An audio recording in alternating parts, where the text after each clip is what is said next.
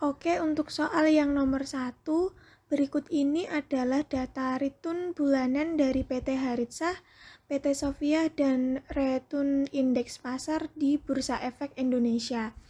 Nah, di dalam tabel ini sudah disajikan return dari bulan pertama hingga bulan ke-7 dari PT Haritsah dan juga PT Sofia. Kemudian juga disajikan return indeks pasar dari masing-masing bulan. Nah, berdasarkan data-data tersebut, jika beta alfa sama dengan 1,75, kemudian diketahui beta B 1,25 dan diketahui WAB sama dengan 0,5. Dari tabel di atas, tentukan besarnya kovarian antara return PT Haritsah dan PT Sofia, kemudian resiko portofolio berdasarkan model indeks tunggal. Oke, langsung saja kita membuat tabel seperti yang ada di soal tadi. Nah, dari tabel tersebut kita menghitung rata-rata dari masing-masing perusahaan. Nah, rata-rata dari PT Haritsah sendiri yaitu 0,09614, kemudian dari PT Sofia 0,29014, kemudian rata-rata dari return indeks pasar yaitu 0,04814. Tadi di soal juga diketahui beta A sama dengan 1,75, kemudian beta B 1,25 dan WAB 0,5. Nah, untuk soal yang pertama yaitu kovarian antara return PT Haritsah dan PT Sofia. Nah, dengan rumus ERA sama dengan XA plus beta A dikali ERM. Nah, ERA sendiri ini merupakan rata-rata dari perusahaan A, yaitu perusahaan PT Haritsah, sebesar 0,09614. Kemudian XA ini yang kita cari, kita mencari nilai X dari perusahaan A terlebih dahulu. Kemudian beta dari perusahaan A yaitu 1,75, kemudian ERM ini merupakan rata-rata dari return indeks pasar yaitu 0,04814. Nah, dari perhitungan ini diperoleh hasil XA sama dengan 0,011895. Kemudian untuk perusahaan B sama dengan yang perusahaan A tadi, yaitu rata-rata dari perusahaan B 0,29014, kemudian kita masukkan beta B yaitu 1,25, rata-rata return indeks pasar yaitu 0,04814, kemudian kita mendapatkan hasil untuk XB sama dengan 0,229965. Oke, langsung saja kita membuat tabel untuk masing-masing periode bulannya. Nah, di sini ada rumus EAT sama dengan RAT min XA min beta A dikali RMT. Nah, kita di sini menghitung masing-masing bulan. Contohnya di bulan pertama EA1 di bulan pertama yaitu dengan return 0,055 seperti yang ada di tabel, kemudian nilai X tadi sudah kita ketahui yaitu 0,011895 dikurangi beta dari perusahaan A tadi 1,75 dikali return dari return indeks pasar yaitu 0,045. Nah, ditemukan hasil negatif 0,03564. Begitupun juga dengan bulan-bulan selanjutnya, kita tinggal memasukkan sesuai dengan return yang ada di tabel soal tadi. Oke, selanjutnya untuk periode di PT Sofia ya. Nah, sama dengan rumus yang tadi, kita tinggal memasukkan masing-masing return dari setiap bulannya. Rumusnya masih sama, yaitu EBT sama dengan RBT min XB min beta B dikali RMT. Nah, contohnya di bulan pertama ini return dari PT Sofia yaitu 0,145 dikurangi nilai X dari perusahaan B tadi 0,229965, kemudian dikurangi beta B 1,25, kemudian return indeks pasar bulan pertama yaitu 0,045. Maka ditemukan hasil negatif 0,14121. Nah, begitupun juga dengan bulan-bulan selanjutnya, kita tinggal memasukkan return dari masing-masing bulannya.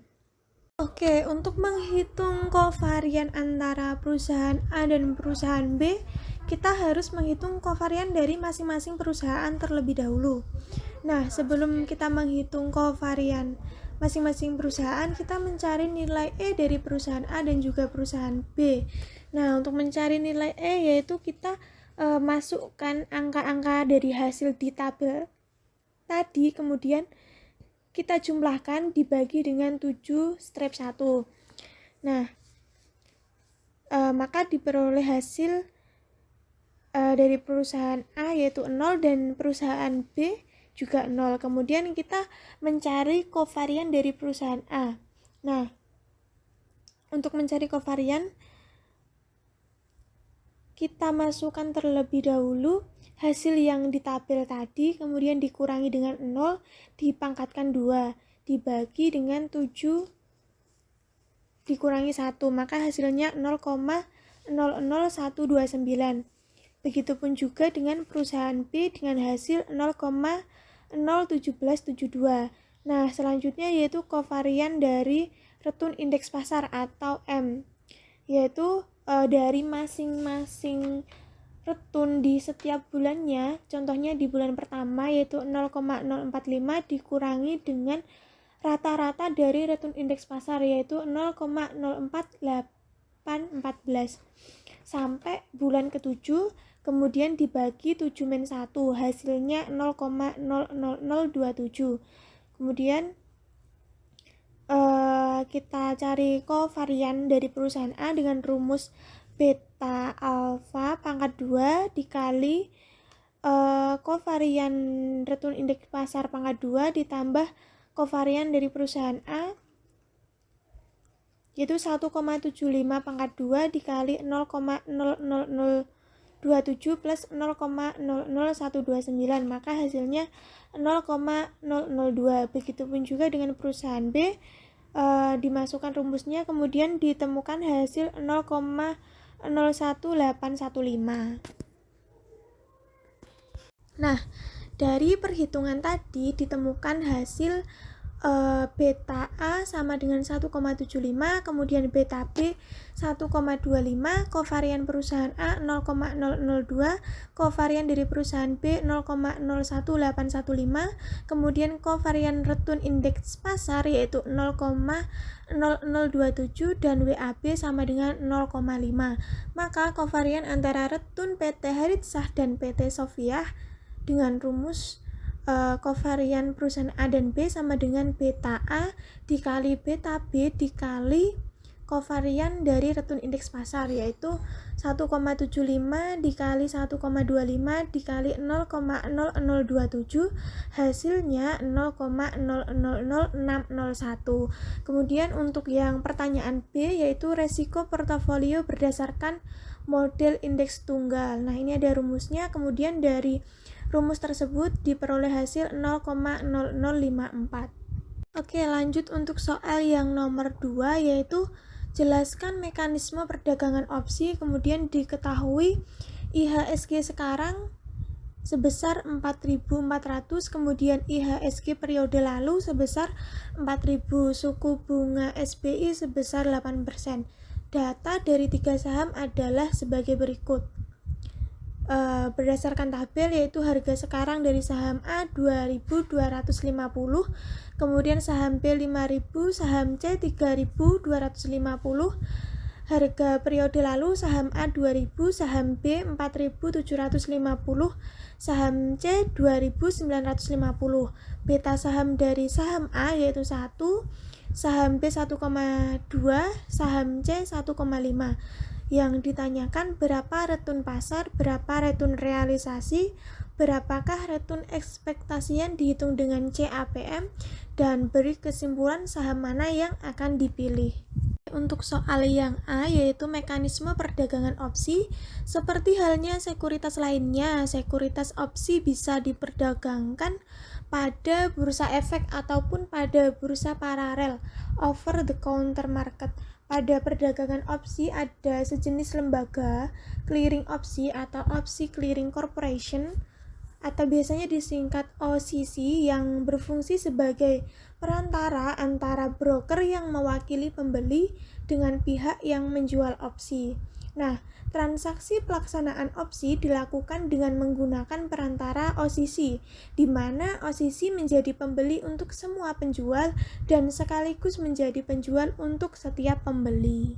Oke, langsung saja untuk yang B, diketahui indeks harga saham gabungan periode sekarang yaitu 4.400, kemudian indeks harga saham gabungan periode lalu yaitu 4.000, dan suku bunga sebesar 8%. Nah, dari tabel tersebut kita langsung bisa menghitung return pasar dengan rumus RM sama dengan indeks harga saham gabungan periode sekarang dikurangi indeks harga saham gabungan periode lalu dikurangi dengan indeks harga saham gabungan periode lalu, maka diperoleh hasil 10%. Oke, selanjutnya yaitu return realisasi. Nah, kita di sini menghitung dari masing-masing saham. Untuk saham A yaitu dengan rumus harga sekarang dikurangi harga periode lalu dibagi dengan harga periode lalu, maka hasilnya 12,5%. Begitupun juga dengan saham B dan juga saham C. Kemudian untuk menghitung return ekspektasian dengan model CPAM yaitu dengan rumus untuk saham A 8% itu didapat dari suku bunga, kemudian ditambah 1 itu dari beta saham dari saham A, kemudian 10% itu didapatkan dari return pasar tadi, 10% dikurangi dengan suku bunga, maka hasilnya 10%. Sama juga dengan return ekspektasian untuk saham B dan juga saham C. Nah, dari hasil ini dapat diketahui bahwa saham A undervalued atau murah karena return realisasinya sebesar 12,5%, dinilai lebih besar dari return yang diharapkan sebesar 10%. Kemudian saham B ini juga dinilai overvalued atau mahal karena return realisasinya yaitu sebesar 5,26%. Nah, ini lebih kecil dari yang diharapkan, yaitu sebesar 10,4%. Kemudian saham C ini juga dinilai mahal, overvalued, karena return realisasinya sebesar 10,17%, lebih kecil dari yang diharapkan, yaitu 11%. Untuk soal yang nomor 3, sebutkan jenis reksadana berdasarkan aktiva yang diinvestasikan, kemudian diketahui data pada peristiwa event window sebagai berikut. Nah, hitunglah abnormal return setiap saham pada periode T dengan metode market adjustment model, kemudian average abnormal return setiap saham pada periode T dengan beberapa rumus yang sudah disajikan di soal-soal. Nah, untuk yang soal A, jenis reksadana berdasarkan aktiva yang diinvestasikan. Ini ada beberapa jenis reksadana. Yang pertama, reksadana pasar uang, Money Market Mutual Fund, yaitu portofolio dibentuk oleh sekuritas hutang jangka pendek. Kemudian reksadana pendapatan tetap atau Fixed Income Mutual Fund, yaitu portofolio dibentuk oleh sekitar 80% obligasi, sedang sisanya berupa aktiva lainnya. Kemudian ada reksadana saham atau reksadana ekuitas, Equity Mutual Fund, yaitu portofolio dibentuk oleh sekitar 80% saham dan sisanya berupa aktiva lainnya. Kemudian reksadana campuran atau Mixed Mutual Fund, yaitu portofolio dibentuk oleh aktiva campuran obligasi saham lainnya. Kemudian yang terakhir ada reksadana terproteksi atau Protected Mutual Fund, yaitu portofolio dibentuk oleh obligasi-obligasi yang akan jatuh tempo dalam jangka pendek. Ini memproteksi investor dari kerugian penurunan nilai investasinya. Selanjutnya kita menghitung abnormal return setiap saham pada periode T dengan metode market adjustment model. Nah, langsung saja kita buat tabel